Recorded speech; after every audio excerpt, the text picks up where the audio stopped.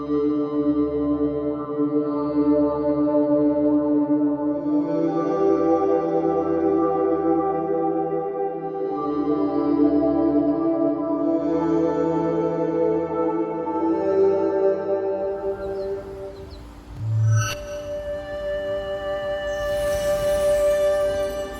back to Point 16, a micro farm. Today we're going outside and then inside to work with something that's commonly found in suburban gardens through North America.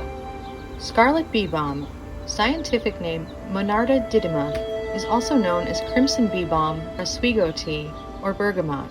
It's an aromatic herb native to eastern North America and spreads as far south as Georgia. It's called bergamot because it smells so much like the bergamot orange. In order to make the tea, we have to start by harvesting some of the leaves, and a few of the petals as well. Bee balm is susceptible to white mold, so definitely don't pick any of those leaves and work from above where the mold is to healthier looking leaves.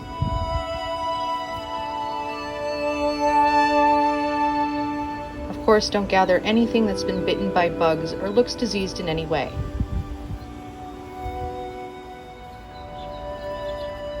I like to use a variety of different leaves, full ones to little ones at the top, with different color, which also changes the flavor of the tea and changes the color ever so slightly as well.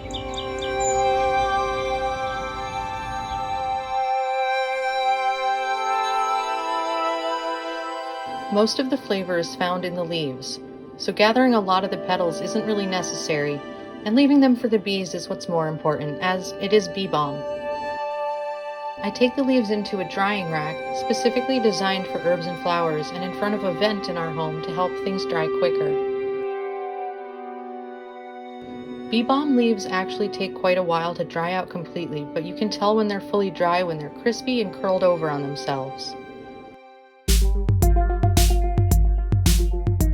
Next, of course, heat up the water. And if we take a closer look at the dried bee balm leaves, which I keep in a mason jar, most of them are definitely curled over as they dry, and they have a variety of the scarlet coloring on some of them. I went and put a few petals in this batch as well. And while I don't have a dedicated herb grinder, it's definitely possible to use one of those and save some more space. Or if you're feeling lazy, you can crunch down the leaves by hand as well. A small handful of leaves and a few flowers is all it takes for about a cup, cup and a half, or large mug of tea. I use a small 2-serving glass teapot with a visible tea infuser so that I can see the change in infusion color and know when it's ready. Slowly pour the water over the leaves, making sure to cover the entirety of the plant that's in the infuser. There's no specific temperature that I use for making this tea. I just bring the water to a complete boil, let the water sit for about 20 seconds, and then pour it over the leaves. And of course, put the cap on to steep.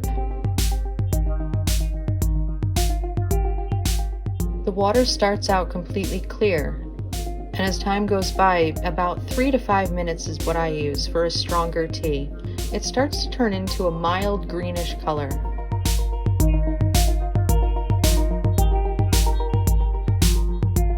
The small fuzzy hairs found on the leaves don't actually come off in the water or in the steeping process, and you don't have to do anything to the leaves to prepare them other than rinse them off and dry them.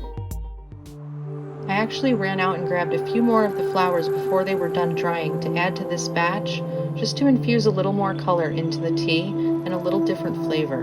I'm still learning what parts of the plant change the flavor in different ways.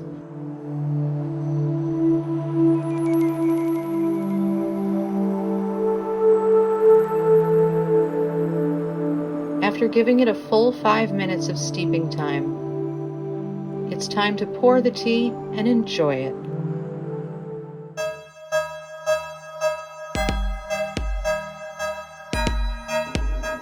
If I'd used a clear mug, it would be obvious what color the tea is in the mug as well, but just from the color of the teapot, you can tell it's a very earthy, grassy, light green from the leaves and the flowers. More flowers added to the tea will bring it to a darker tone. In one mug, I tend to like just 1 packet of stevia in the raw to sweeten it, and there you have it. Oswego Tea, or Bee Balm tea. I tend to call it Oswego tea because it represents the first people who created this tea from the Monarda didyma plant.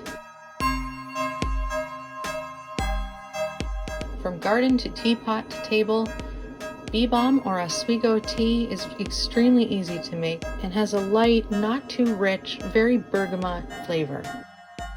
It tastes a little more like a lighter, sweeter black tea.